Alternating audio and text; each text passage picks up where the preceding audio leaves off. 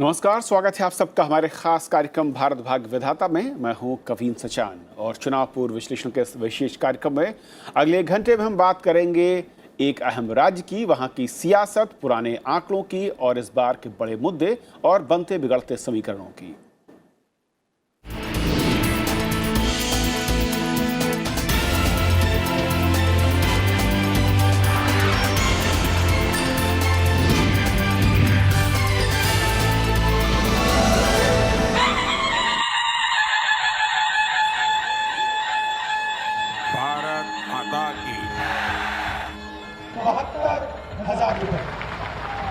समाज के सभी लोगों की हितों की रक्षा करेंगे। ये भारत अब कमजोर देश नहीं रहा, देश को बदलने के लिए भरसक कोशिश की। How is the funds being raised? 3,50,000 crore.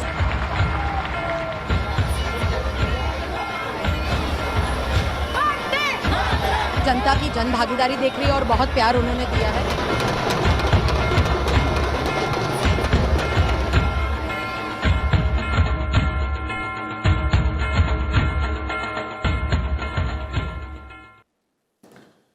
तो आज राजनामा में हम बात करेंगे महाराष्ट्र की। महाराष्ट्र एक ऐसा राज्य जहां पर तमाम कुछ दिखता है राजनीति के लिहाज से। किसान के तौर पर एक बड़ा इलाका और किसानों के मुद्दे राजनीति में हावी रहते हैं। तो आर्थिक तौर पर राजधानी मुंबई और शहरी मतदाता भी खासा अहम दिखता है। क्षेत्रीय दलों के लिहाज से शिवसेना और एनसीपी और उसके अलावा कई और क्षेत्रीय दल जो कि राष्ट्रीय पार्टियों या क्षेत्रीय दलों के लिए कई बार खेल बिगाड़ते और बनाते हुए नजर आते हैं। तो समझेंगे 48 सीटों वाले इस अहम राज्य में आज के मुद्दे, वहां की सियासत और किस तरीके से मतदाता इस बार मूड बनाता दिख रहा है, किन मुद्दों के सहारे, वो भी समझेंगे। लेकिन उससे पहले चलेंगे हम अपने टेरा सेंटर, जहां पर टीना हमारे साथ जो बताएंगी कि क्या है पिछला इतिहास अगर हम 2014 के लोकसभा चुनाव को देखें। जी शुक्रिया कविंद्र। तो डेटा सेंटर में हमारे सभी दर्शकों का स्वागत है। मैं हूं टीना झा। महाराष्ट्र लोकसभा सीटों के लिहाज से उत्तर प्रदेश के बाद दूसरा सबसे बड़ा राज्य है। यहां लोकसभा की कुल 48 सीटें हैं और चुनावों के पहले चरण के तहत इनमें से 7 सीटों पर मतदान पूरा हो चुका है। जिन सीटों पर 11 अप्रैल को यानी कि कल वोटिंग हुई थी, उनमें वर्धा, रामटेक, नागपुर, भंडारा गोंदिया, गढ़चिरौली चिमूर, चंदरपुर और यवतमाल वाशिम सीटें शामिल हैं। इन सीटों के लिए कल 56% मतदान दर्ज किया गया था। कुल 116 उम्मीदवारों ने इन 7 लोकसभा सीटों के लिए अपनी किस्मत आजमाई। अब जिसका नतीजा लोकसभा चुनाव के सभी चरण पूरे होने के बाद 23 मई को आएगा। बाकी की 41 सीटों पर दूसरे, तीसरे और चौथे चरण में वोटिंग होनी है। अब आपको बताना चाहूंगी कि जिन 7 सीटों पर कल मतदान हुए वो विदर्भ क्षेत्र का हिस्सा है। महाराष्ट्र में विदर्भ क्षेत्र राजनीति के दृष्टिकोण से काफी अहम है। कहा जाता है महाराष्ट्र में कि जिसने विदर्भ जीत लिया, आगे की जीत की दिशा उसके लिए लगभग तय हो जाती है। तो पिछले बार 2014 में विदर्भ के जहां से 10 लोकसभा सांसद चुनकर आते हैं, उन पर बीजेपी और शिवसेना ने मिलकर क्लीन स्वीप किया था, यानी कि 10 की 10 लोकसभा सीट इनके खाते में आई थी। अब इस बार रिजल्ट क्या होगा ये तो देखने वाली बात होगी। फिलहाल बात करते हैं पिछले 2 लोकसभा चुनावों की, यानी 2009 और 2014 की। पहले 2009 के आंकड़े देखें तो बीजेपी ने तब महाराष्ट्र की 48 लोकसभा सीटों में से 9 पर अपनी जीत दर्ज की थी और शिवसेना के खाते में तब आई थी 11 सीटें, जबकि कांग्रेस को 2009 में राज्य में 17 सीटें मिली थी और एनसीपी को 8 सीटें मिली थी। बाकी की 3 सीटें अन्य के खाते में गई थी। 5 साल बाद 2014 के लोकसभा चुनाव में यहां एनडीए को 48 में से 42 सीटें मिली थी, जिनमें बीजेपी को 23, बीजेपी की सहयोगी पार्टी शिवसेना ने 18 और स्वाभिमानी पक्ष को 1 सीट मिली थी। कांग्रेस महाराष्ट्र में महज 2 लोकसभा सीटें ही जीत पाई थी 2014 में। शरद पवार की पार्टी एनसीपी को तब मिले थे 4 सीट। अब अगर पार्टियों की वोट शेयर की बात करें तो आपको बताते हैं कि 2009 के लोकसभा चुनाव में बीजेपी को महाराष्ट्र में 18% से ज्यादा वोट मिले थे, तो कांग्रेस ने 19.5% से ज्यादा वोट बटोरे थे। एनसीपी को 19% और शिवसेना को 17% वोट तब मिले थे। बाकी का तकरीबन 26% वोट अन्य उम्मीदवारों के खाते में चला गया था। लेकिन 2014 के लोकसभा चुनाव में बाकी राज्यों की तरह महाराष्ट्र में भी बीजेपी का वोट बैंक बढ़ा, जो कि सीटों में भी परिवर्तित हुआ। पिछले लोकसभा चुनाव में बीजेपी को महाराष्ट्र में 27% से ज्यादा वोट मिले, जबकि कांग्रेस पार्टी का वोट बैंक 18% के करीब ही रहा। एनसीपी ने 16% और शिवसेना ने 20% वोट हासिल किए थे। तब बाकी का 17% से ज्यादा अन्य उम्मीदवारों में वोट परसेंटेज जो है वो बट गया था। कविंद्र। शुक्रिया टीना। तो टीना ने बताया कि किस तरीके से 2009 और 2014 के लोकसभा चुनाव में जो सीटें या फिर वोट शेयर किस पार्टी के हिस्से में कितना आया। और आज हमारे साथ जो खास मेहमान जुड़ रहे हैं, अगले 1 घंटे में समझाएंगे महाराष्ट्र की सियासत, वहाँ के समीकरण और क्षेत्रीय दलों की ताकत कितनी मजबूत या कमजोर, और किन मुद्दों के सहारे कौन से रीजन पर किन दलों के लिए मुश्किल या फिर सफर आसान हो सकता है। हमारे साथ हैं खास मेहमान विकास मिश्रा जी होंगे, एडिटर लोकमत नागपुर से। हमारे साथ स्टूडियो में 3 खास मेहमान हैं। राहुल महाजन है, editor in chief Rajya Sabha TV, आपका स्वागत है। साथ ही हितेश शंकर हैं, एडिटर 5 जन से, हितेश स्वागत है आपका। आनंद बगैतकर हैं, chief of news bureau Sakal group of papers, आपका भी स्वागत है आनंद साहब। शुरुआत आनंद जी, जिस तरीके से इस बार का कॉम्बिनेशन है, और हालांकि पहला दौर हो चुका है जहाँ पर 7 सीटों पर मतदान हुआ है विदर्भ का इलाका, लेकिन बची हुई 41 सीटों के नज़रिए से अगर मैं समझने की कोशिश करूं, क्या बड़े फैक्टर या इशू इस बार दिखता है कि जो इमर्ज किए हैं अब तक पिछले 5 साल के चुनावी राजनीति के बाद, और जो बड़े तौर पर मतदाता के जहन पर हैं? महाराष्ट्र की अगर बात की जाए तो सबसे बड़ा जो मुद्दा है महाराष्ट्र में वो तो है रूरल एरियाज़ में, जैसे ग्रामीण इलाकों में जो किसानों में, कृषि क्षेत्र में जो डिस्ट्रेस है, जो एक बहुत ही समस्याग्रस्त स्थिति है वहाँ, तो वो सबसे बड़ा एक इशू रहेगा। विशेष रूप से मैं शुगर केन ग्रोअर्स यानी जो गन्ना किसान हैं और जो शुगर लॉबी जो है, जिसको कहा जाता है कि महाराष्ट्र की राजनीति का एक शुगर और शुगर केन ये एक आधार, आर्थिक आधार माना जाता है, तो उन इलाकों में भी काफ़ी समस्याएं हैं और किसानों में विशेष रूप से असंतोष काफ़ी है। इसलिए आपको याद होगा कि जो वर्तमान सरकार है महाराष्ट्र में बीजेपी शिवसेना की, काफ़ी सारे आंदोलन हुए हैं किसानों के, और उनकी जो मुख्य रूप से जो मांग थी कर्ज माफ़ी की या कुछ सहूलतें उनको मिले कर्ज़ों के, ऋण के बारे में, तो सरकार को उनकी मांगे भी कुछ हद तक माननी पड़ी है।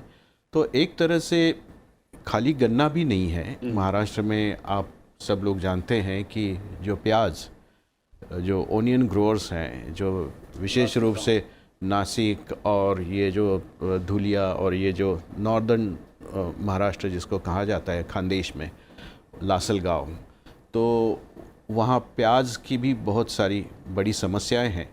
और दूसरे अगर इसकी बात करें तो जो दालें पैदा करने वाले किसान हैं उनके लिए भी काफ़ी समस्या अभी सामने है। तो कुल मिला के अगर महाराष्ट्र का अगर प्रमुख मुद्दा माना जाएगा तो किसानों में जो असंतोष है या उनके सामने जो एक समस्या है, आर्थिक समस्या है, और दूसरी तरफ अगर गन्ना किसानों की बात करें तो it's a problem of plenty also एक तरह से, क्योंकि शुगर का प्रोडक्शन बढ़ा है, शुगर केन का प्रोडक्शन बढ़ा है, यानी ओवरऑल किसान एक बड़ा प्रॉब्लम है, बड़ी समस्या है।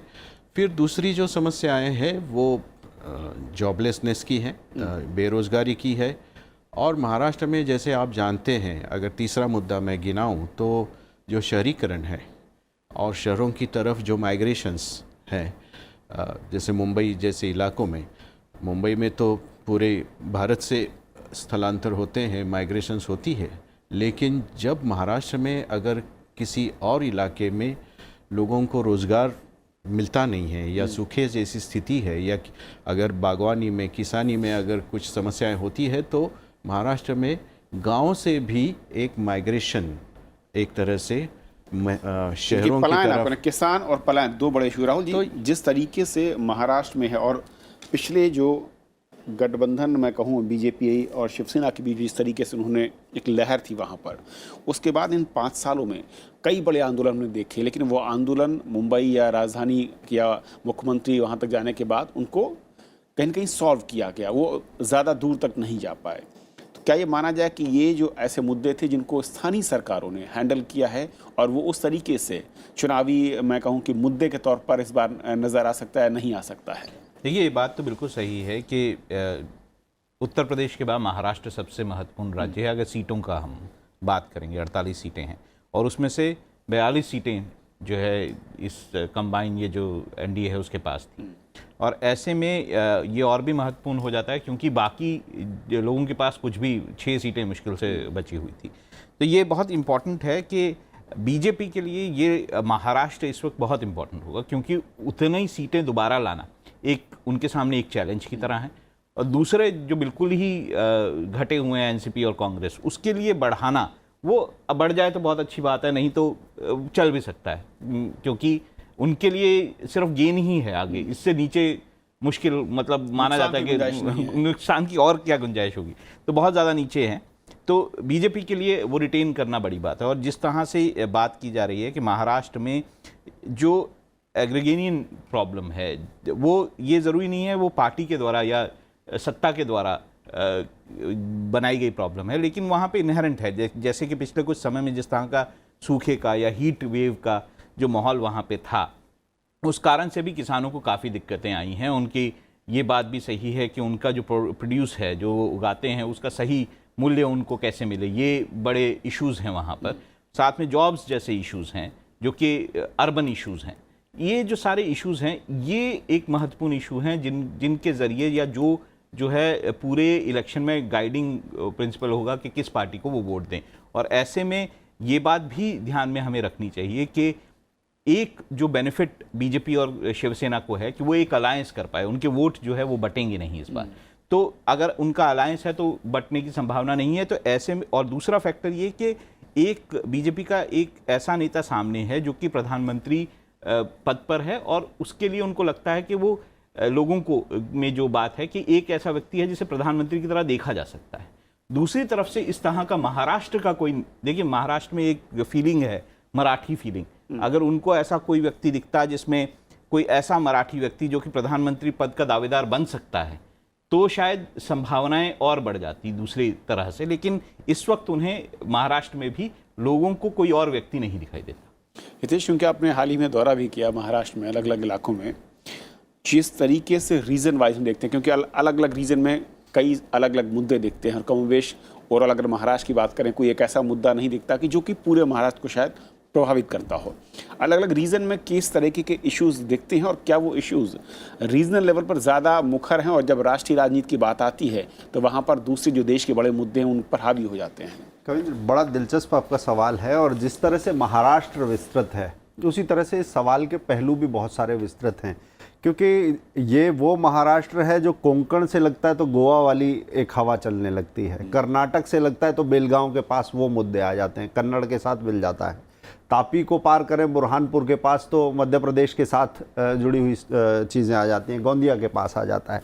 दूसरा जो लासलगांव, खानदेश, प्याज की बात थी, अगर वो आता है तो वो महाराष्ट्र उठ के दिल्ली तक आ जाता है। किसानों की बात आती है, महाराष्ट्र दिल्ली तक आ जाता है।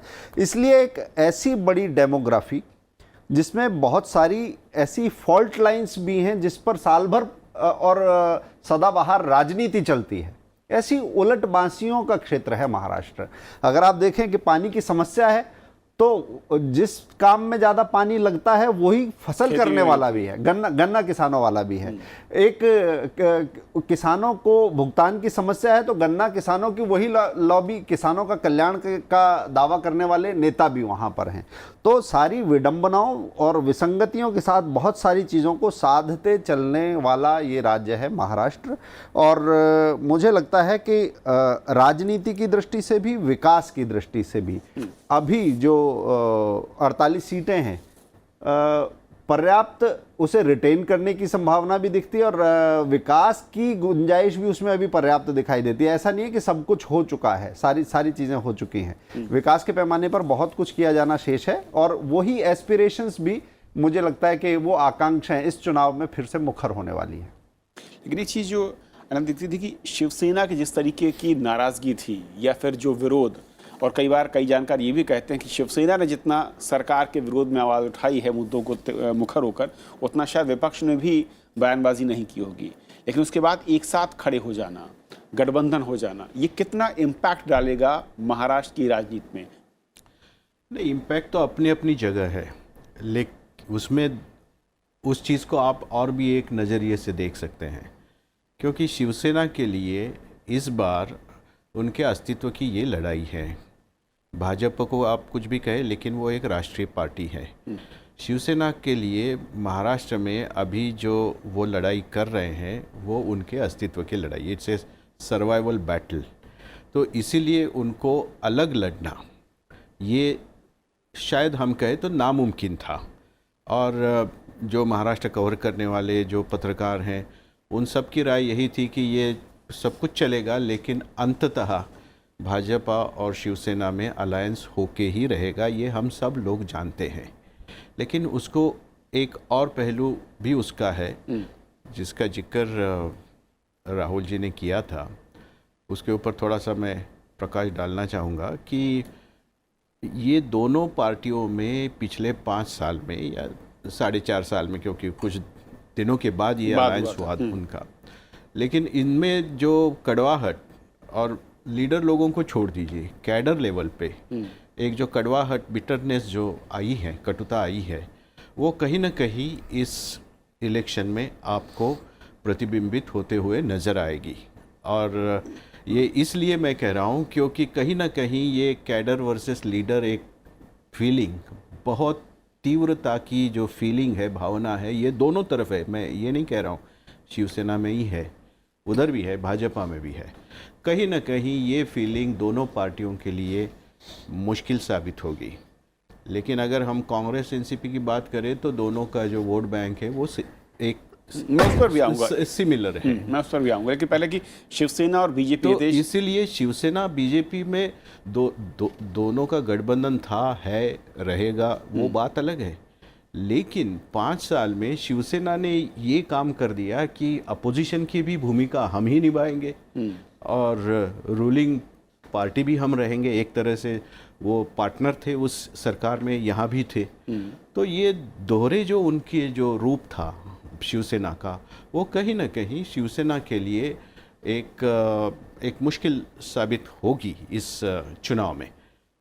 हितेश, वाकई क्या विरोधी की देखने का नज़रिए का थोड़ा सा अंतर मुझे लगता है, क्योंकि भारतीय राजनीति में गठबंधन की दृष्टि से देखें तो 2 बड़े पुराने गठबंधन ऐसे चले आ रहे हैं। एक अकाली दल और भाजपा का गठबंधन है और एक भाजपा शिवसेना का गठबंधन है। तो उत्तर प्रदेश की एक कहावत में वहाँ पर देखता हूँ कि ये मतलब किसी भी परिस्थिति में साथ तो आना ही है। इसी तरीके से था ये कि मियाँ बीवी की लड़ाई जैसे दूध में मलाई, पता नहीं चलता, थोड़ी देर बाद डिसॉल्व हो जाती है। तो डिसॉल्व भी हो जाता है, रिजॉल्व भी हो जाता है। यहाँ पर उत्तर प्रदेश का वैसा नहीं है कि मेरे अंगने में तुम्हारा क्या काम है, कि आप 25 साल से लड़ रहे हैं और कुनबे को बचाने के लिए आपने अपने अपने कुनबे को बचाने के लिए वो किया है, तो नीचे कैडर में नहीं उतर रहा। ऐसा नहीं है। वो ये पार्टी का बचना भाजपा के लिए, अगर शिवसेना बचेगी तो ऐसा बुरा उसके कैडर को भी जाएगा, ऐसा नहीं है। अल्टीमेटली वो काम साथ साथ करने के अभ्यस्त हैं और कोई पुरानी कड़वाहट का ऐसा लंबा इतिहास नहीं है। हाँ, ये है कि ज़रूर एक जब चीज़ें सामने थी तो जिस समय शिवसेना को लगा कि उसे उसका ड्यू नहीं मिल रहा या उसको उसका सम्मान नहीं मिल रहा, मगर एक बात और भी थी कि जिस समय भाजपा के बड़े नेता आगे बढ़ाए गए थे, उस समय शिवसेना ने दूसरी श्रेणी के नेताओं को आगे किया, तो शायद संबंध असहज होना वहाँ से शुरू हुए। जिस समय आदित्य ठाकरे और वरिष्ठ नेताओं के बीच में संवाद हुआ, वहाँ से चीज़ें गड़बड़ होने का एक वो है, मगर वो उसके बाद चीज़ें आहिस्ता आहिस्ता रिजॉल्व भी हुई हैं। अदरवाइज ऐसी स्थिति नहीं आती। तो मुझे लगता है कि काफ़ी रिजॉल्व हुआ है। और अभी पहले चरण में जैसे कम मतदान हुआ है, तो जो सामूहिक बैठक होंगी उसके बाद और चीज़ें रिजॉल्व हो जाएंगी। राहुल जी, दोनों दलों का जुड़ना और कैडर को एक साथ खड़ा करना, ये बड़ी चुनौती दिखती है जब लगातार आप विरोध भी कर रहे हो। देखिए, चुनौती से ज़्यादा ये मजबूरी है। एक बार विधानसभा चुनावों में शिवसेना और बीजेपी अलग अलग लड़के देख चुके हैं और शिवसेना को जिस तरह से नुकसान हुआ था उसमें वो बहुत साफ है। और ऐसे में शिवसेना के लिए भी ये मजबूरी थी कि वो बीजेपी के साथ मिलकर ये चुनाव लड़े। ये अगर कहीं पे कटुता है भी, कोई दिक्कतें हैं भी, लेकिन उनकी मजबूरी भी है कि वो साथ मिलकर ये चुनाव लड़ें, क्योंकि अगर उन्हें कांग्रेस और एनसीपी के गठबंधन का मुकाबला करना है तो ये ज़रूरी था दोनों के लिए कि वो साथ चुनाव लड़ें। और जब बार बार बात हो रही कि आखिर शिवसेना की मजबूरी या फिर वो उसके लिए जीवन मरण का प्रश्न क्यों है इस बार का चुनाव, उसके लिए ज़रूरी है समझना कि विधानसभा चुनाव क्या कह रहा था जब पहले चुनाव हुए थे। उसके लिए चलना पड़ेगा टीना के पास। टीना, अगर विधानसभा चुनाव की तस्वीर हम देख पाएँ कि 2 बार अगर पिछले किस तरीके का रुख रहा है और जब गठबंधन के साथ नहीं थे।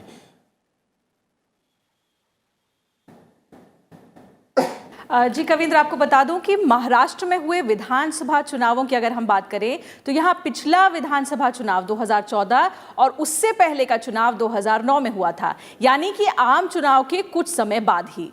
इन चुनावों में पार्टियों का प्रदर्शन कैसा रहा ये आपको दिखाते हैं। इससे जुड़े आंकड़े अगर आप देखना चाहें तो आप हमारी स्क्रीन पर देख सकते हैं।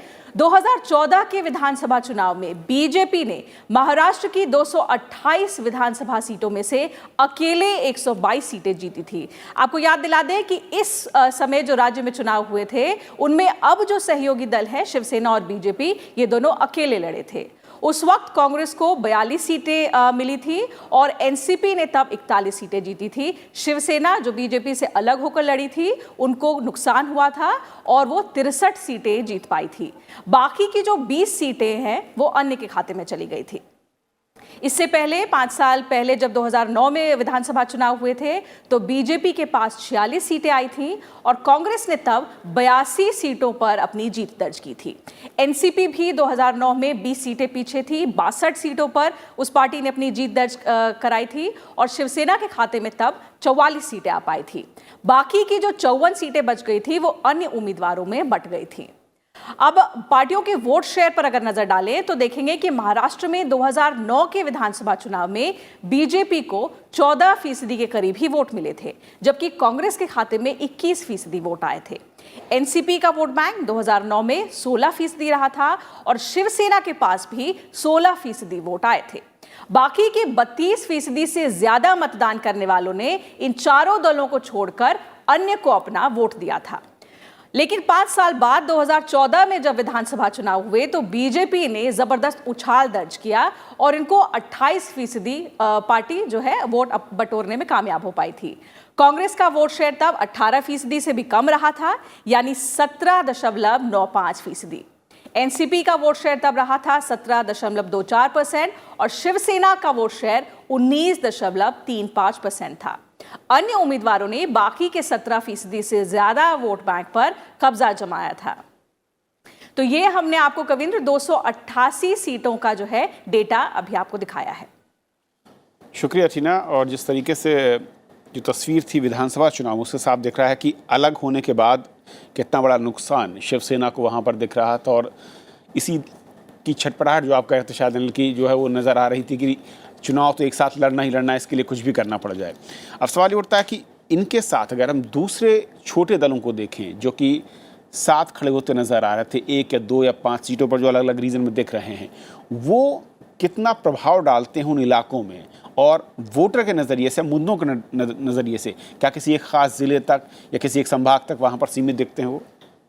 हाँ, जैसे उदाहरण के तौर पे अगर हम वो जो स्वाभिमानी शेतकरी पक्ष जो है, जो पार्टी मराठी में उसको पक्ष बोलते हैं, तो वो पार्टी राजू शेट्टी उसके प्रमुख है।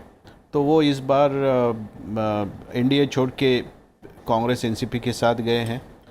फिर एक विनायक मेटे जो शिव संग्राम एक छोटा सा ग्रुप उनका है, जो एक कम्युनिटी बेस्ड एक उनकी ऑर्गेनाइजेशन थी, तो उन्होंने इस बार वैसे तो है बीजेपी शिवसेना के साथ, लेकिन उन्होंने 2-3 जगह पे एनसीपी को अपना सपोर्ट अनाउंस किया है, अपने पार्टी की तरफ से दिया है। और एक जो महादेव जानकर करके हैं, जो धनगर समाज महाराष्ट्र में है, काफ़ी बड़ी मात्रा में है, हर चुनाव क्षेत्र में उनका अपना अपना एक वोट है, वो बीजेपी के और शिवसेना के अलायंस के साथ है। तो ये बीजेपी शिवसेना के अलायंस की बात होगी। राजू शेट्टी अब कांग्रेस एनसीपी के साथ है। इसके अलावा जो पीजेंट्स एंड वर्कर्स पार्टी जो है वहाँ महाराष्ट्र में कोंकण एरिया में उनके कुछ पॉकेट्स हैं, तो वो भी इस बार कांग्रेस एनसीपी के साथ खड़े हैं। तो ये एक है, लेकिन इसमें और भी एक तीसरा उसमें एक इस पूरे इसको एक कोण है कि प्रकाश अंबेडकर उनकी जो पार्टी है बहुजन वंचित आघाड़ी जिसको कहा जाता है, उन्होंने इस बार MIM जो ओवैसी असदुद्दीन ओवैसी हैं उनके साथ अलायंस किया है। और कहा जाता है कि उन दोनों ने कुछ ऐसी 20-22 सीटें चिन्हित की है कि जहां वो अपना उम्मीदवार खड़ा करके काफ़ी एक अपनी जोर आजमाइश करेंगे, क्योंकि मूलतः प्रकाश अंबेडकर की जो उनकी पार्टी है और जो ग्रुप है, पहले तो रिपब्लिकन पार्टी थी, अब वो उन्होंने नाम बदल दिया है। तो जो अंबेडकर जी के जो अनुयायी हैं और उनकी कम्युनिटी का जो वोट है वो महाराष्ट्र में काफ़ी है, और जिसको नवबौद्ध भी बोलते हैं, तो वो वोट प्लस मुस्लिम वोट, इस तरह का कॉम्बिनेशन वो चाहते हैं कि इस कॉम्बिनेशन के तहत वो कहीं ना कहीं डेंट करना चाह रहे हैं। खुद प्रकाश अंबेडकर इस बार 2 जगह से चुनाव लड़ रहे हैं, एक अकोला से और दूसरा शोलापुर में वो जो पूर्व गृह मंत्री है इस देश के सुशील कुमार शिंदे उनके खिलाफ लड़ रहे हैं। तो इस तरह से ये जो छोटे छोटे यानी 2 ये जो बड़े 4 बड़ी पार्टियां हैं और 2 अपना उनका जो अलायंस है, उसके अलावा ये भी छोटी पार्टियां हैं जो अपना अपना कहीं ना कहीं प्रभाव डालने की कोशिश में है। लेकिन ये जो अलायंस है प्रकाश अंबेडकर का MIM का राहुल जी, क्योंकि कहा ही जा रहा है कि जो जिस वोट बैंक पर उनकी नज़र है दलित और मुस्लिम, वो अगर ये खींच पाते हैं 2 से 3% के आसपास भी, तो उससे सबसे ज़्यादा नुकसान कांग्रेस और एनसीपी को होने जा रहा है, जिसका कहीं ना कहीं इनडायरेक्ट फ़ायदा जो है शिवसेना और बीजेपी को होगा।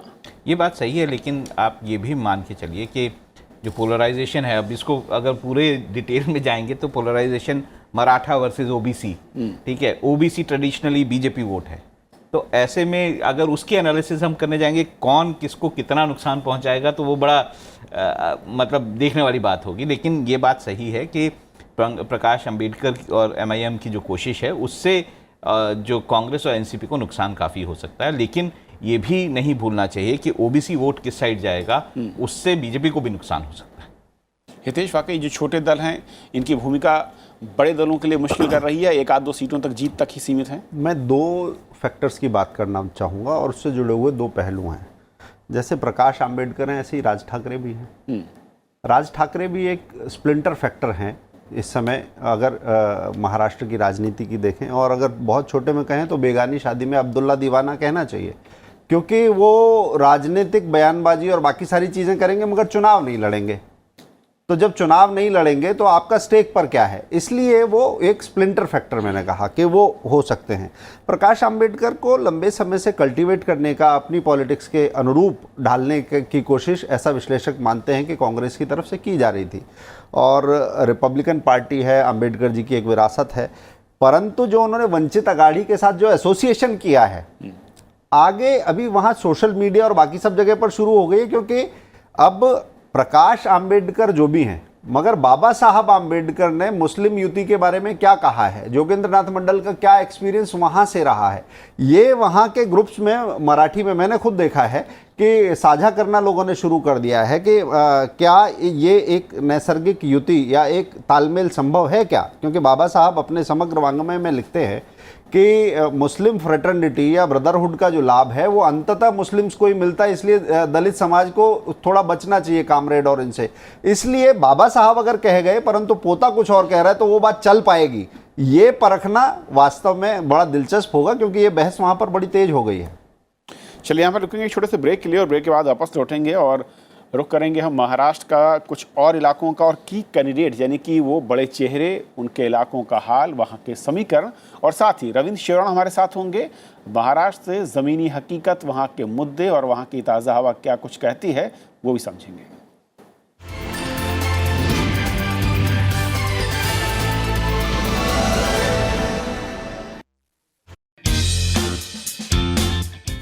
भारत भवन में एक नाटक देखा था, शायद हबीब साहब का नाटक था वो, और वो देख के आने के बाद मैंने याद है उस समय मैंने फ़ोन किया अपनी माँ को, बोला मुझे थिएटर करना है। तो उनका फिर स्विमिंग, तुम तो मध्य प्रदेश के अभी चैम्पियन हो और ये वो सब जॉब लगने वाला है तुम्हारा। मैंने कहा नहीं, अब थिएटर करना। तो माँ ने कहा कि देखो दोनों हाथों से लड्डू नहीं लेते, एक छोड़ दो और जाओ थिएटर करना।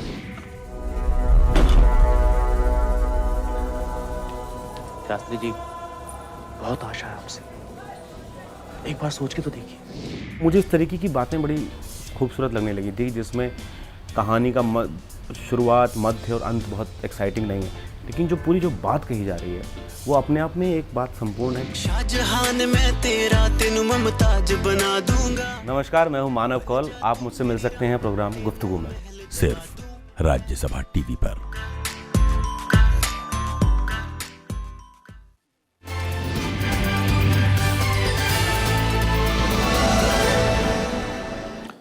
और ब्रेक के बाद आपका फिर से स्वागत है। हम बात कर रहे हैं महाराष्ट्र की, और जहां पर बड़े राजनीतिक दलों के साथ कई छोटे छोटे दल दिखते हैं। और अगर मैं कहूं कि शायद ये ऐसा कुछ राज्यों में से एक है जहां पर छोटे दलों के गठजोड़, उनकी संख्या सबसे ज़्यादा नज़र आ रही है। तो इसलिए समझना ज़रूरी है कि गठजोड़ और दल कौन कहां पर किसके साथ खड़ा है। और टीना हमें समझाएंगी। टीना जी कविंद्र, हालांकि कई छोटी पार्टियां हैं जिन्होंने अपना गठबंधन किया है इस बार, लेकिन महाराष्ट्र में एनडीए और यूपीए के बीच ही कड़ा मुकाबला है इस बार भी। एनडीए की पहले बात करते हैं। इस बार की लोकसभा चुनाव के लिए बीजेपी महाराष्ट्र की 48 में से 25 सीटों पर चुनाव लड़ रही है, तो उसकी सहयोगी पार्टी शिवसेना 23 सीटों पर मुकाबला करेगी। अब उधर यूपीए में देखें तो कांग्रेस ने महाराष्ट्र की 24 सीटों पर उम्मीदवार लड़ाने का फैसला किया है, जबकि सहयोगी दल एनसीपी केवल 20 सीटों पर चुनाव मैदान में है। इनके अलावा यूपीए में शामिल स्वाभिमानी शेतकारी संगठन को 2, बहुजन विकास अघाड़ी पार्टी को 1 और युवा स्वाभिमानी संगठन को भी 1 सीट से चुनाव लड़ने का मौका मिला है। इन दोनों के अलावा वंचित बहुजन अघाड़ी, भारत बहुजन महासंघ और असदुद्दीन ओवैसी की एआईएमआईएम मिलकर चुनाव लड़ रहे हैं। तो वहीं एसपी और बीएसपी भी महाराष्ट्र में चुनाव मैदान में है। कविंद्र, इस बार शुक्रिया टीना, मैं लौटूंगा। और जिस तरह से बात कर रहे थे कि एक और चीज़ आनंद दिखती है कि अब मैं कांग्रेस और एनसीपी के फैक्टर पर आना चाहूँगा। जिस तरीके से एनसीपी के टॉप लीडरशिप का चुनाव मैदान में न उतरना, कई सारे नेताओं का दूसरी पार्टियों की तरफ रुख कर जाना, एनसीपी के अपना जो गढ़ उसका रहा है, वहाँ पर इस बार स्थिति कैसी दिखती है। और जिन मुद्दों को लेकर एनसीपी बनी, उसके बाद लड़ाई हुई किसानों के फैक्टर को लेकर, और वापस कांग्रेस के साथ खड़े होने से पिछली बार से बदलेगा क्या?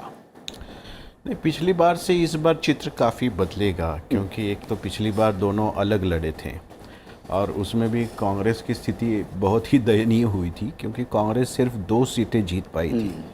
यानी हमें याद है कि इमरजेंसी के बाद भी कांग्रेस की ऐसी हालत नहीं हुई थी, तो ऐसी हालत में कांग्रेस पहुंच गई थी। तो इस बार ये तो ज़रूर माना जाता था कि कांग्रेस और एनसीपी में तो हाथ मिलाएंगे ही मिलाएंगे। तो उनकी भी मजबूरी थी। उनकी भी मजबूरी थी, तो राजनीति में मजबूरी बहुत होती है। तो इसलिए कांग्रेस और एनसीपी का एक आपने भी गौर किया होगा, आपके पास भी सारे आंकड़े हैं, लेकिन दोनों का मिला के एक स्टेबल वोट महाराष्ट्र में है जो ऑलमोस्ट 35% है। तो ये जो मिलते हैं तो ये वोट इधर उधर कहीं जाता नहीं है, ये उनका जो पक्का वोट माना जाता है दोनों पार्टियों का। तो इस बार अगर वो दोनों एक साथ खड़े होते हैं तो ये वोट कंसोलिडेशन तो उनका होगा ही। दूसरी तरफ एनसीपी है या कांग्रेस है, उन्होंने पिछले 2 साल में किसानों के या और भी कई जो मुद्दे महाराष्ट्र की अर्थव्यवस्था के बारे में हैं, तो उन तीनों मुद्दे पे, जैसे बेरोजगारी का भी इशू है, तो इसमें काफ़ी आंदोलन ये दोनों पार्टियों की तरफ से हुए हैं, जिनको यानी उन्होंने वो क्या कहते हैं कि रैलियाँ निकाली थी, यात्राएं निकाली थी, और उसको जिस तरह से, और विशेष रूप से मैं मराठवाड़ा का यहाँ जिक्र करूँगा कि काफ़ी उनको वहाँ सपोर्ट मिली थी। तो इसीलिए ये जो पिछले 2 साल में, और उसमें सीपीएम जैसे पार्टियां भी शामिल हो गई थी, यानी एक मंच पे कांग्रेस एनसीपी के साथ, क्योंकि सीपीएम का वहाँ जो किसान संगठन है वो काफ़ी मजबूत माना जाता है। तो ये सारे लोग ये इश्यूज़ पे इकट्ठा हुए थे, तो कहीं ना कहीं उसका जो एक लाभ है, इलेक्टोरल या चुनावी लाभ जो है, वो इन पार्टियों को इस बार ज़रूर मिलेगा, ऐसे दिखता है। दूसरी तरफ शहरों की अगर बात की जाए तो शहरों के मुद्दे भी है, लेकिन वहाँ बीजेपी कहीं ना कहीं बहुत मजबूत मानी जाती है और शिवसेना भी है। लेकिन ये पूरा अगर परिप्रेक्ष्य में अगर हम देखेंगे तो एक तरफ एनसीपी कांग्रेस का कंसोलिडेशन आपको दिखाई देगा। अब जैसे कल विदर्भ में जो वोटिंग हुआ है, 56% वोटिंग हुआ है, लेकिन इस बार विदर्भ से जो रिपोर्ट हमें मिल रही है उस हिसाब से देखा जाएगा तो पिछले बार जो 10 की 10 सीटें बीजेपी और शिवसेना ने जीती थी, तो इस बार शायद 50-50 आधा भी हो सकता है, ऐसा अनुमान है आपका? ऐसा अनुमान लगाया जा सकता है। लेकिन एक चीज़ जो दिखती है कि वोट शेयर जब मैं देखता हूँ 2014 में, जैसे आपने खुद कहा कि अगर एनसीपी और कांग्रेस को राहुल जी मैं मिला दूं तभी करीब 35% के आसपास वोट बनता है, और बीजेपी और शिवसेना को अगर मिला देते हैं तो करीब 47% थोड़ा सा ज़्यादा दिखता है। उस लिहाज से भी ये जो गठबंधन है एनसीपी और कांग्रेस एक साथ खड़े होना कितना मुकाबले में दिखते हैं, और जब कई मैं कहूँ कि वोट कटुआ दल अलग से मैदान में हों। देखिए महाराष्ट्र बड़ा यूनिक वो है, स्टेट है। अगर आप वोट शेयर के लिहाज से ही चलने चाहें तो देखिए बहुत ज़्यादा फर्क नहीं आएगा, क्योंकि एनसीपी और कांग्रेस जो है उसका वोट शेयर लगभग इंटैक्ट रहता है, लेकिन वहाँ पे फर्क 2-3% में ही हो जाता है। 2-3% जब बीजेपी बढ़ती है या उन लोगों का वोट शेयर बढ़ता है तो सीटों में एक मेजर बदलाव आता है, और जैसे कांग्रेस का अगर वोट शेयर नीचे जाता है 3% तो मेजर बदलाव आता है सीटों में। तो इसलिए अगर आप इस लिहाज से वोट शेयर के लिहाज से इसे देखना चाहेंगे तो शायद सही एनालिसिस नहीं हो पाएगा वहाँ पर।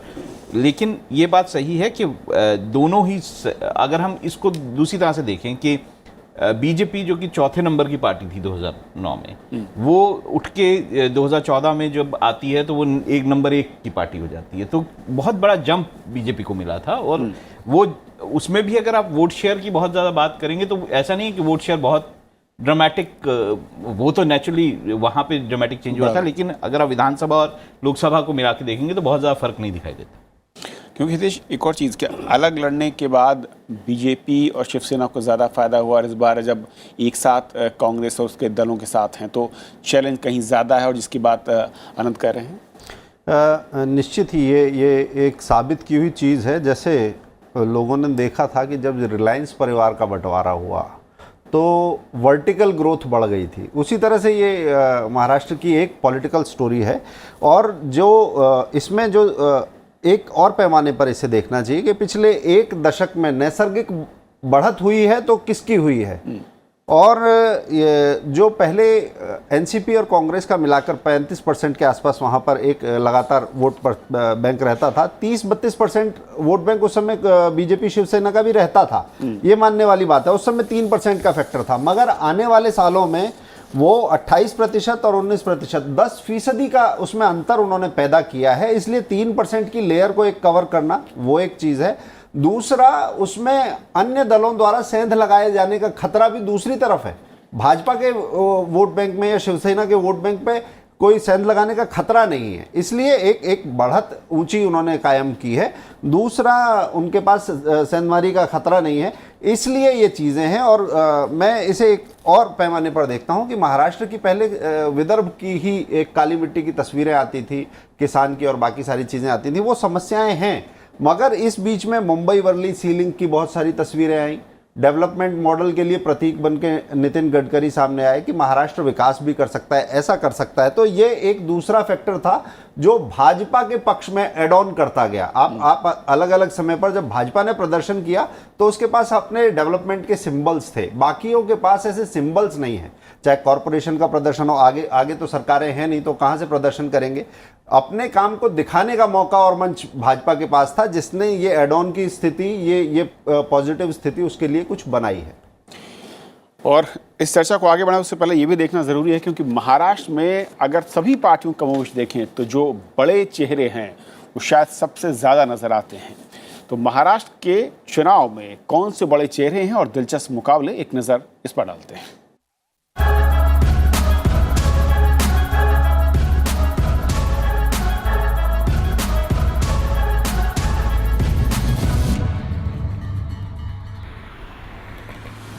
48 सीटों वाले महाराष्ट्र में लोकसभा चुनाव में पहले दौर में विदर्भ इलाके की 7 सीटों पर मतदान हुआ।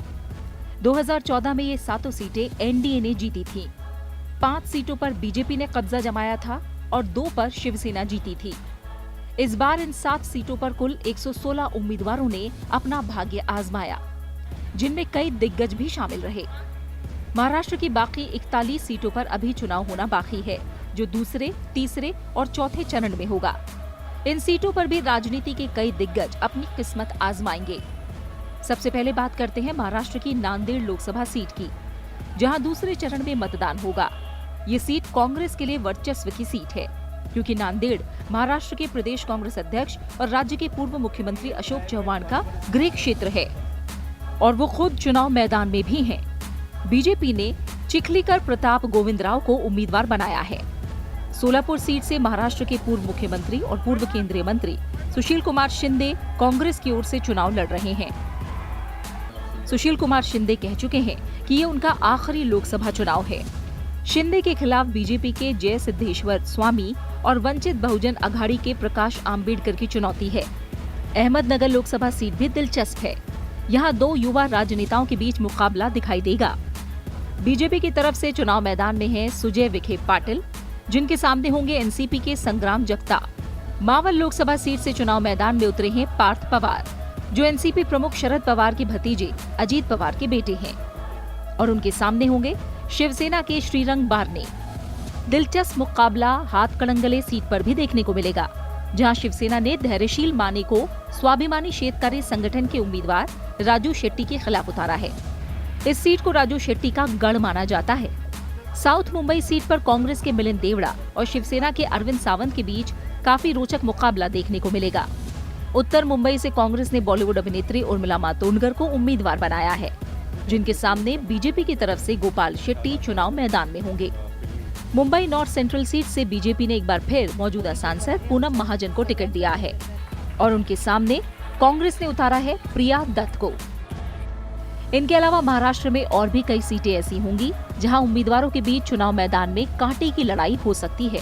बीड सीट से बीजेपी ने दिवंगत गोपीनाथ मुंडे की बेटी प्रीतम मुंडे को चुनाव मैदान में उतारा है, तो वहीं एनसीपी ने बजरंग मनोहर सोनवड़े को टिकट दिया है। शरद पवार की बेटी सुप्रिया सुले एक बार फिर बारामती सीट से एनसीपी के टिकट पर चुनाव मैदान में हैं। इनके अलावा भी कई सीटों पर रोचक मुकाबले के आसार हैं। Bureau report, Rajya Sabha TV.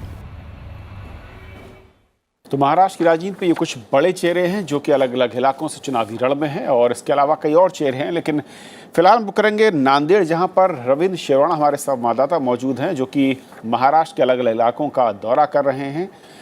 Ravindra, आपने अलग अलग इलाकों का दौरा किया है, और अगर मैं कहूं कि मुद्दों के लिहाज से क्या कुछ हवा है और राजनीतिक गठबंधनों की चाल कैसी दिखती है?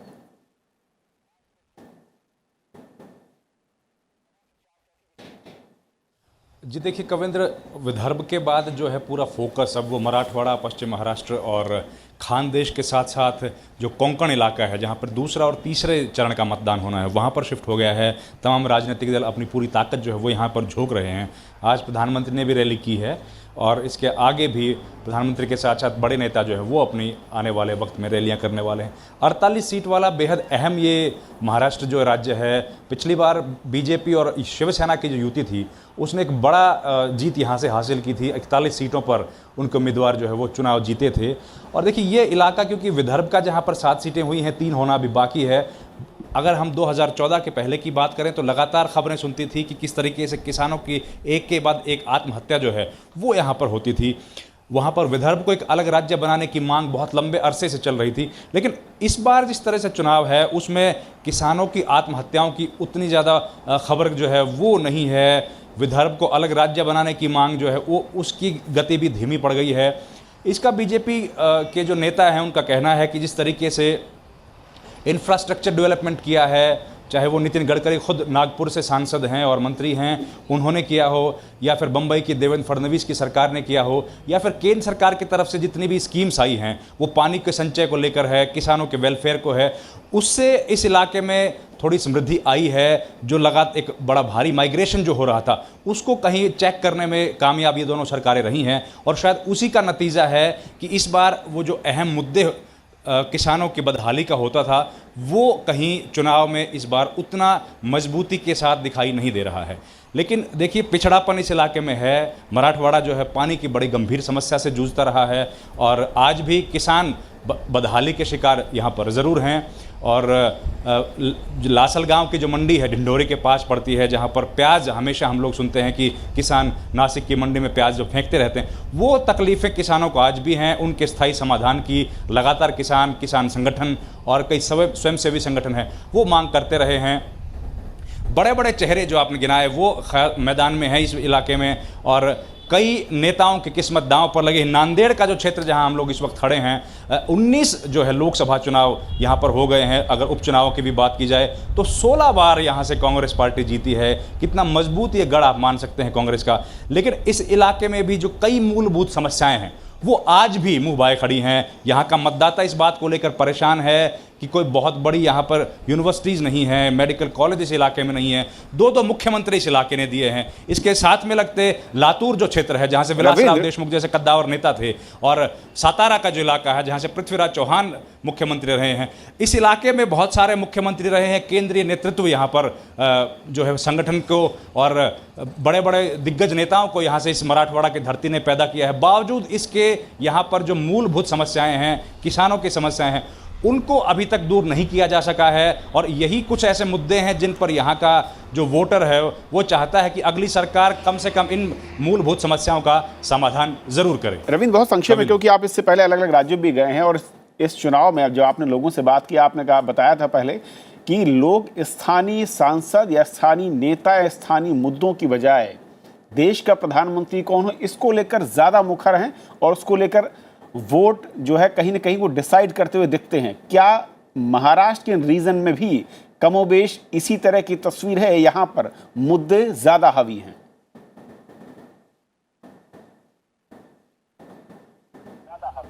जी बिल्कुल। देखिए कविंद्र, जिस इलाके में हम लोग गए हैं, चाहे अगर विदर्भ की बात करें, जिन 7 सीटों पर अभी चुनाव हो गया है, उनमें अलग अलग सीट पर घूमने से आपको जो लोकल उम्मीदवार है उसके खिलाफ कहीं ना कहीं सुखबुगाहट जरूर सुनती है। लोग उसके कार्यशैली से नाराज़ हैं, या फिर जिस तरीके से समस्याओं का निदान वक्त पर उस प्रतिनिधि को करना चाहिए था वो ना मिलने की वजह से लोग परेशान हैं। लेकिन आखिरी में जिस तरीके से युति बनी है और लोगों का जो कहना है कि प्रधानमंत्री नरेंद्र मोदी का जो चेहरा है या फिर जो राष्ट्रवाद के मुद्दे हैं जो कि आज हर जगह पर पटल पर हावी हैं, उन मुद्दों पर कहीं ना कहीं उसका ध्यान होता है। पिछले 5 साल में जिस तरीके से काम किए गए हैं और किस तरीके से भारत जो है वो एक प्रगतिशील देश के रूप में पूरे विश्व में उभरा है और किस तरीके से एक छाप जो है भारत ने छोड़ी है, ये मुद्दे आप गांव के दहलीज पर जो चौपाल होती है वहां पर भी ये मुद्दे सुन सकते हैं। अब वो बात नहीं रह गई है कि केवल स्थानीय मुद्दे भी जो है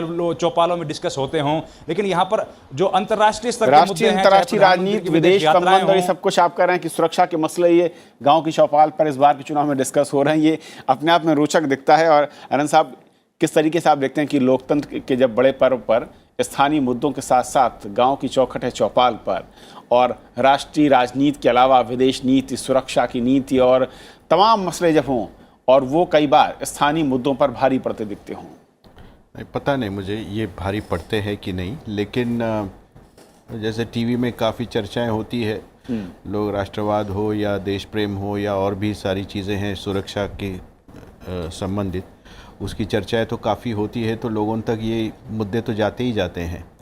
लेकिन इसका मतलब मैं ये नहीं मानता कि लोगों की जो दैनंदिन जो समस्याएं हैं, रोज़मर्रा की उनकी भी समस्याएं हैं, वो कहीं ना कहीं लोग भूल जाते हैं और सिर्फ राष्ट्रीय सुरक्षा और इन्हीं मुद्दों पर अपना वोट डालते हैं। ये मैं मानने के लिए तैयार नहीं हूँ। उनकी एक अपनी जगह है और उनकी अपनी एक जगह है, उसके लिए लोग उस तरह से सोचेंगे और उसको मद्देनज़र रखते हुए वो वोट भी करेंगे। लेकिन जो वहाँ के जो प्रमुख मुद्दे हैं जिसका जिक्र और चर्चा हमने बहुत सारी की, तो वो भी मुद्दे हैं जो वोटिंग पैटर्न जो होता है उसको प्रभावित करते हैं। ओके, हमारे साथ इस वक्त विकास मिश्रा जुड़ चुके हैं, एडिटर लोकमत से, नागपुर से हमारे साथ हैं। विकास जी, हम लोग बात महाराष्ट्र की कर रहे थे कि किस तरीके से 2014 के बाद 2019 में गठबंधन की शक्ल बदली है, नए गठबंधनों के उभार दिख रहे हैं।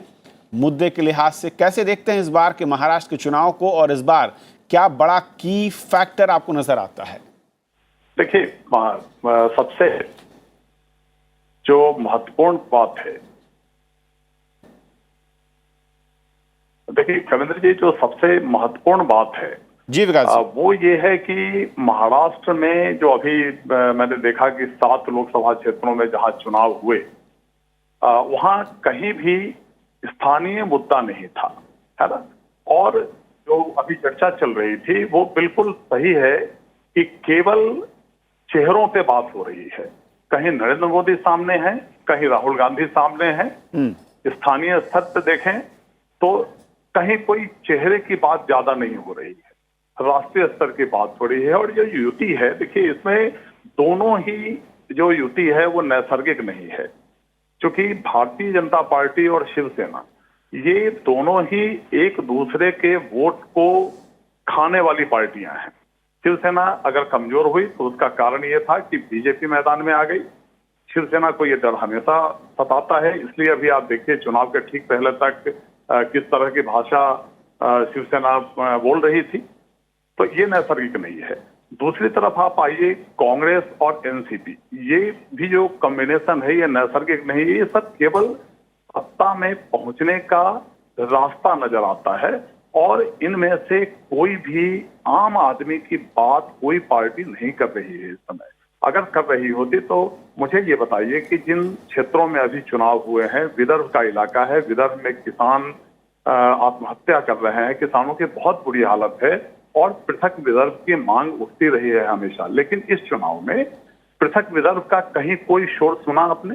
लेकिन विकास जी, जब आप खुद कह रहे हैं कि जो चेहरों पर चर्चा है, राष्ट्रीय चेहरों पर, तो फिर इसके लिए तो वोटर जिम्मेदार दिखता है कि वोटर अपने मुद्दों को छोड़कर अगर बड़े चेहरों के सहारे राजनीति में देखता है, सपने बुन रहा है, तो फिर उसमें पार्टियां क्या करेंगी? पार्टियां जाहिर है कि सत्ता के लिए गठबंधन या फिर ऐसे मुद्दों का सहारा लेती जो उनके लिए ईजी हो।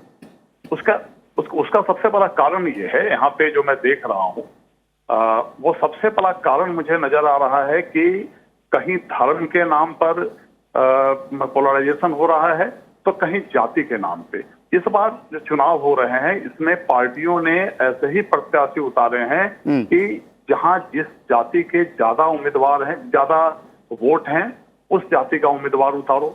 कौन उस पार्टी का कौन सा नेता फलानी जाति को पेनिट्रेट कर सकता है, तो इसलिए मतदाता उसी में उलझा हुआ है। इसमें कोई तो मत नहीं है। आपकी बात से मैं सहमत हूं कि ये मतदाता ही इसके लिए दोषी है कि अगर मतदाता एक बार इनकार कर दे। विकास, ये भी कड़वी हकीकत है और वाइस वर्सा है जो आपने कहा, मैं सहमत हूं कि जाति राजनीति में दल और वोटर दोनों तरफ से बराबर दिखती है। अगर रितेश और राहुल जी, में संक्षेप में इस पर टिप्पणी चाहूँ दोनों की। मैं इतना बोलूँगा कि महाराष्ट्र में ये जो चुनाव होगा इसमें 2 बड़ी कम्युनिटीज़, मराठा और ओबीसी का बड़ा रोल होगा कि वो क्या चुनते हैं, कौन सी पार्टी निर्णायक भूमिका आप कहते हैं इनकी, वो क्या चुनते हैं उस पर बड़ा रोल होगा। दूसरा ये भी बात है कि जहाँ तक मराठा रिजर्वेशन को करने की बात थी, जहाँ तक ओबीसीज़ को ये लगता है कि वो रिजर्वेशन सही है या नहीं है, दूसरी तरफ जहाँ तक जो किसानों का प्रॉब्लम है, वहाँ पर बहुत सारे लोग ये भी मानते हैं कि जॉब्स जो है, जो पार्टी हमें दिलवा पाएगी वो एक पार्टी उसको चुनना चाहेंगे। जो गन्ना किसान है या फिर जो कपास के किसान हैं या फिर जो बाकी चीज़ें उगाते हैं, उनकी जो समस्याएं हैं वो बड़े फैक्टर्स रहेंगे। और ये बात सही है कि अगर आप महाराष्ट्र को देखेंगे कि 42% जो इलाका है उसमें सूखा रहा है, ये बड़ी इश्यूज रहेंगे वहाँ पर, और इन्हीं इश्यूज पर वहाँ पे वोट किया जाए। हितेश, बहुत संक्षेप में। मुझे ये लगता है कि जो अभी बात कर रहे थे विकास, और वहाँ से रिपोर्टर्स ने भी बताया कि मुद्दा जो है इस बार बड़े चेहरे, जो राष्ट्रीय चेहरे हैं, उनको सामने रखकर लड़ा जाएगा। और मेरा जो प्रवास में अनुभव आया कि चाहे मध्य प्रदेश में अजगर दादर जैसी जगह हो, या वहाँ पर अमरावती से आगे मेलघाट के पास में अगर एक सड़क प्रधानमंत्री ग्राम सड़क योजना की निकलती है तो इशू लोकल होकर भी वो राष्ट्रीय से जुड़ जाता है, क्योंकि वो आदमी इंडिकेट उस तरफ कर रहा होता है। तो डेवलपमेंट इस तरीके से मुद्दा बन जाता है और मुद्दा बन गया है, इसीलिए ये जो केंद्र के चेहरे हैं उनकी चर्चा वहां पर हो रही है। आनंद साहब, स्थानीय मुद्दे नहीं, राष्ट्रीय मुद्दे तो होते ही हैं लोकसभा के चुनाव में। ऐसा नहीं है कि लोग, क्या नरेंद्र मोदी प्रधानमंत्री है इस देश के, उनको नज़रअंदाज करके लोग वोट डालेंगे, ऐसा तो कोई मानेगा नहीं। लेकिन इसका मतलब ये भी नहीं है कि लोग अपने मुद्दे जो हैं, जो उनके रोज़ के जो मुद्दे हैं, उनको भी भूल जाएंगे। मैं ये कह रहा हूँ कि एक तरफ लोगों को एक स्थिर सरकार भी चाहिए दिल्ली में, लेकिन दूसरी तरफ उनको ये भी चाहिए कि उनकी जो समस्याएं हैं, जिन समस्याओं से वो जूझ रहे हैं पिछले कुछ सालों से, उसके ऊपर भी कुछ इलाज होना चाहिए, उसकी दवा भी चाहिए, उसकी दवा भी उनको चाहिए। तो इसीलिए ये दोनों को ध्यान में रखते हुए लोग अपना जो वोट है उसका अधिकार का उपयोग वो करेंगे। चलिए, वक्त का तुम्हारा बहुत शुक्रिया आप सभी मेहमानों का हमारे साथ इस बेहद अहम चर्चा में शामिल होने के लिए और समझाने के लिए कि महाराष्ट्र की सियासत कैसी है, इस बार का रास्ता कहाँ जा रहा है, गठबंधन और मुद्दे कहाँ पर खड़े हैं और वोटर किसकी तरफ देख रहा है। फिलहाल जितना ही, नमस्कार।